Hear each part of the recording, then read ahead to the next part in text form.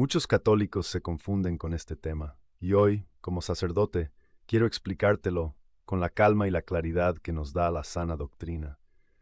A veces imaginamos la caída de Satanás como un accidente fortuito o un arrebato momentáneo de ira divina, pero la teología nos enseña que fue un proceso deliberado de rebelión interna en un ser de inteligencia superior. ¿Cómo es posible que el ángel más bello, aquel que estaba más cerca de la presencia divina, decidiera voluntariamente el vacío, el odio eterno y la oscuridad?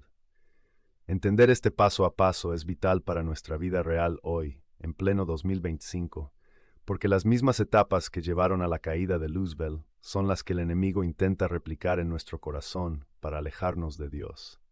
Vamos a profundizar en este misterio para entender que, aunque el enemigo es real y astuto, su derrota es total y absoluta frente a la humildad de Dios.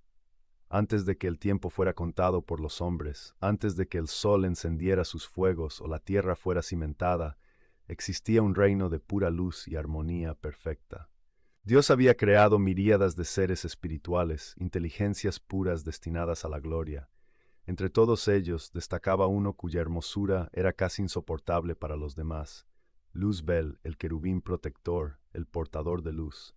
Él era la obra maestra de la creación angélica, un ser dotado de una sabiduría que rozaba los misterios divinos. Todo en el cielo era un himno de alabanza, hasta que el silencio de la soberbia se filtró en su corazón. El primer paso de su caída fue la embriaguez de su propia excelencia. Al ser un espíritu puro, Luzbel vio su propia luz y quedó fascinado. En lugar de referir su belleza a Dios, se convirtió en el primer ser autorreferencial. Se miró al espejo de su ser y decidió que él era suficiente. Esta fue la primera grieta, el orgullo de la criatura que intenta olvidarse de su origen. Luzbel comenzó a mirarse a sí mismo con una fascinación desmedida. Se enamoró del reflejo olvidando la fuente. Se convirtió en el primer narcisista del universo. Debemos imaginar el dolor del cielo ante la traición del más amado de sus hijos. Luzbel no solo era poderoso, era el portavoz de la alabanza divina, el director de la orquesta celestial. Su caída no fue un simple cambio de bando, fue la invención de la mentira. En su desesperación por ser igual al Altísimo, Satanás intentó convencer a los coros angélicos de que Dios era un límite para su grandeza, que la libertad consistía en romper el vínculo con la fuente de la vida.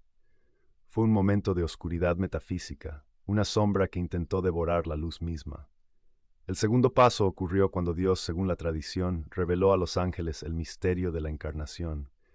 Dios les mostró que el Verbo se haría hombre, una naturaleza hecha de carne y barro, y que ellos, los ángeles, deberían adorar a Dios hecho hombre y servir a una mujer humilde, María, que sería su reina.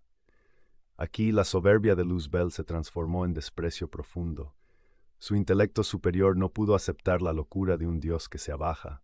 Para Luzbel, esto era una humillación insoportable. Él quería un reino de puro espíritu, sin la supuesta mancha de la materia. Esta sospecha es el veneno que Satanás luego inyectaría en la humanidad. La idea de que Dios nos oculta algo, o que es un rival de nuestra libertad. Pero la soberbia tiene un punto ciego. Es incapaz de comprender la fuerza de la entrega. Mientras Satanás se inflaba de orgullo, perdiendo su esencia y volviéndose una cáscara vacía de vanidad, surgió una voz desde las filas de los ángeles más humildes. El tercer paso fue el estallido de la rebelión abierta, el non serviam. No serviré. Este grito resonó en el cielo como el primer acto de anarquía. No fue una duda, fue un decreto irrevocable. Miguel, cuyo nombre era una declaración de guerra en sí mismo, se plantó frente al rebelde.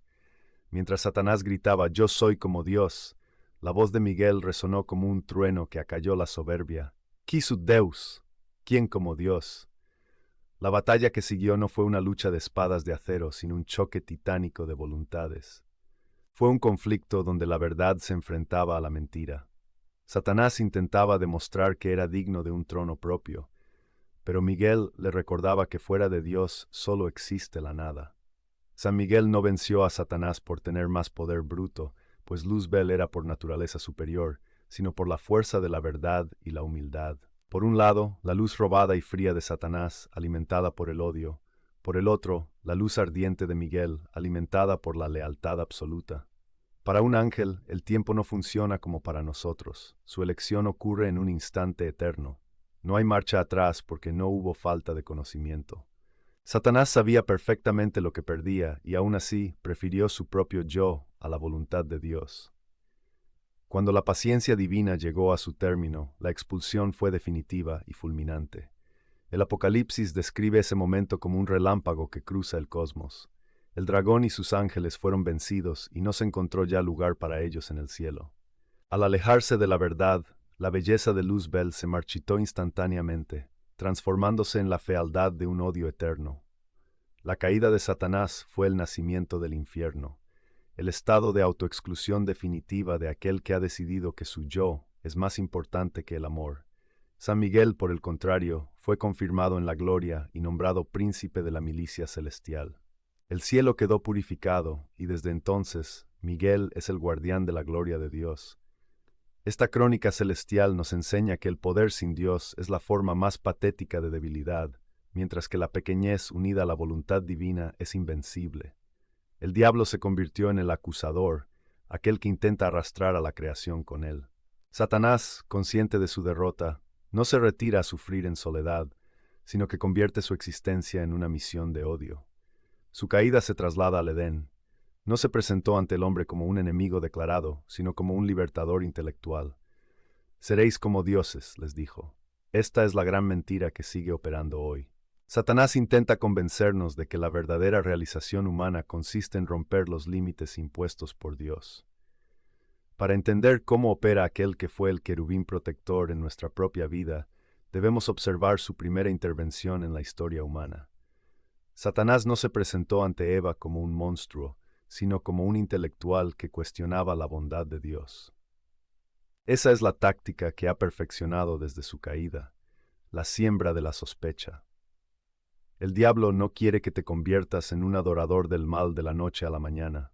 Su objetivo es mucho más sutil. Él quiere que empieces a dudar de que Dios es un Padre bueno. Quiere convencerte de que los mandamientos de la Iglesia son cadenas que limitan tu libertad, en lugar de ser las señales que protegen tu vida. Al igual que él se miró en el espejo de su propia belleza y decidió que no necesitaba a su Creador, hoy intenta que nuestra cultura haga lo mismo.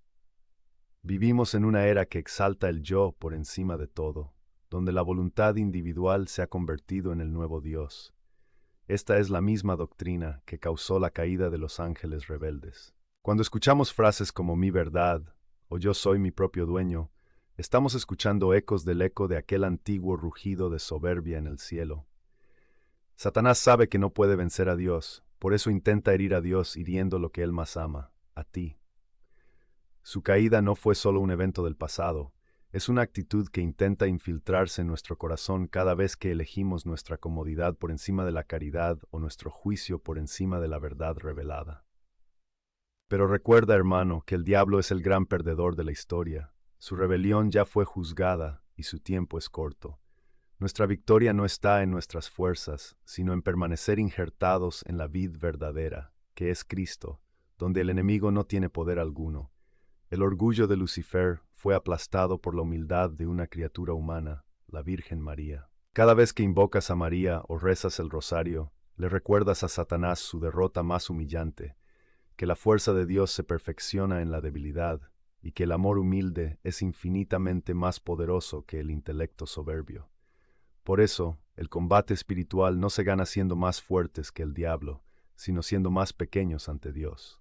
¿Cómo afecta esta batalla celestial tu vida hoy?